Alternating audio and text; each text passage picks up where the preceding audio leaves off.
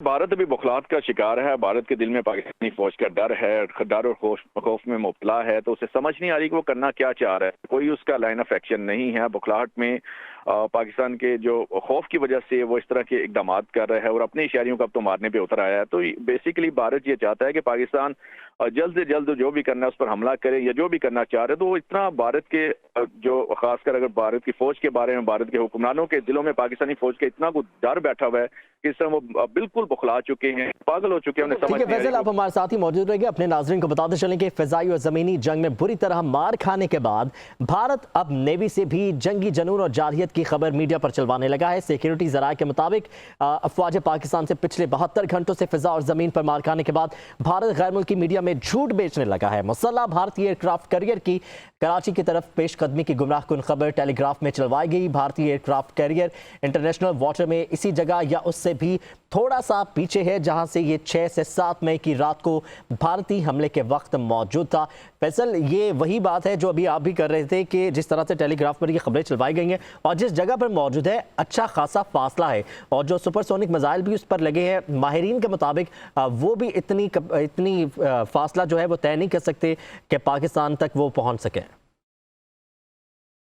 हाल में तो भारत मार खा चुका है, अपने राफेल तबाह करवा चुका है। अब कराची के जो समुद्री रास्ता है उसकी जानिब जो है वो गुमराहकुन खबरें फैला रहा है। और टेलीग्राफ में जिस तरह वो आर्टिकल लिखवाया गया, एक गुमराहकुन खबर चलवाई गई, तो भारत का ये बौखलाहट का मुंह बोलता सबूत है। क्योंकि अफवाज पाकिस्तान से पिछले 72 घंटों से फजा और जमीन पर मार खाने के बाद भारत ने अब गैर मुल्की मीडिया में झूठ बेचने का सहारा लिया। सिक्योरिटी जरा ये कहना है कि मुसल्लह भारतीय जो एयरक्राफ्ट कैरियर की कराची की तरफ पेशकदमी की गुमराहकुन खबर जो है टेलीग्राफ में। ठीक है फैसल, आप हमारे साथ ही मौजूद रहेगा। मैं जवान के major general retired Zahid Mahmood साहब ने, सर शुक्रिया आपके वक्त के लिए। सारी सूरत हाल आप जान चुके होंगे यकीनन। अब तक अपने ही मुल्क में जो है 6 मिसाइल फायर कर दिए। इस कदर बौखलाहट, इस कदर जो है बुज़दली का मुजाहरा तो पहले भी करता रहा है। फ्रस्ट्रेशन है, ये साफ साफ पाकिस्तान अभी तक क्यों नहीं रिस्पॉन्स कर रहा है?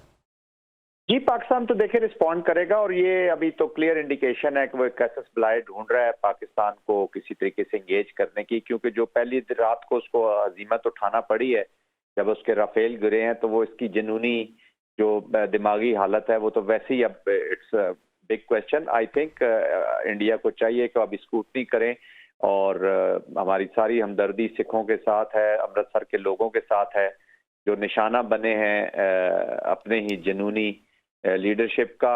और ये चूंकि उधमपुर से उधर से ही फायर किए गए हैं, तो अब इनका डाटा, इनकी डेबरी, हर चीज पर मालूम हो जाएगी।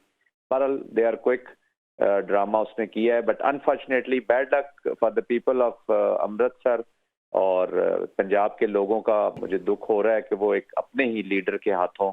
और ये देखिएगा इंशाल्लाह ये अभी जो आज़ादी की तहरीकें हैं, अब भारत की इस जुनूनी लीडरशिप इन्हीं को ले डूबेगी।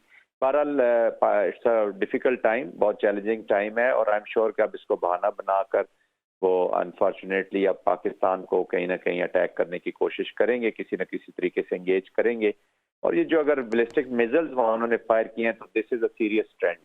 ये तो बिल्कुल एस्केलेशन लेवल पे अब मजीद ऊपर जाने वाली बात है।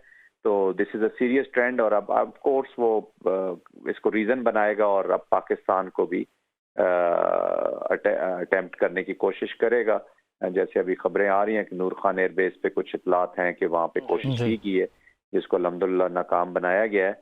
और मेरे ख्याल में ये ब्लास्ट नीचे होने से पहले ही।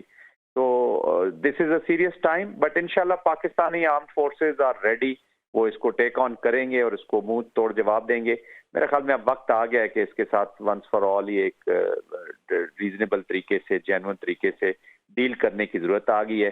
क्योंकि ये न सिर्फ पाकिस्तान के दुश्मनी में, अब तो सिखों की दुश्मनी में बहुत आगे चला गया है।